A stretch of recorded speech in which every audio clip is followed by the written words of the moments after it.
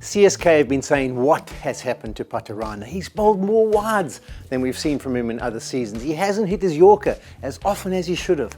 What's gone wrong? Let's delve into the technicality of it. We're going to be talking about Pathirana, but before we get to him, let me talk about myself. Okay, so what I used to do is try and work in as many straight lines as possible, almost like this line we've got behind here.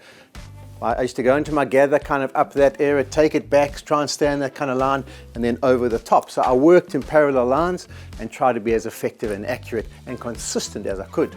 I then went and worked with Mumbai Indians, and at that stage Lasith Malinga was playing, and he was unbelievably brilliant.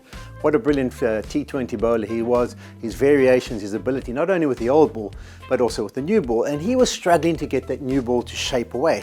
So one day I went down to the nets early and I thought to myself, how am I going to be able to give him advice? And I tried to bowl like him. I spent about 20 minutes to 30 minutes trying to bowl like Malinga from round arm here, and I worked out a few technical things.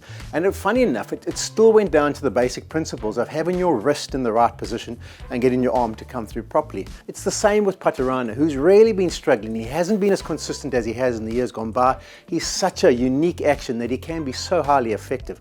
So hopefully he gets it right. But what's he been doing? He's changed the way he used to pick up the ball, and the SA20 was the first time we saw it. One of his coaches in Sri Lanka had got him to try and load a little bit differently. But I think he needs to go back to the old way. So he kind of came through here, loaded, went side on, loaded, and then came through and delivered. He's now gone a little bit higher, and the higher is coming from when he loads this side. He just gets a little bit higher into this position, right? And that's what's getting him into the trouble.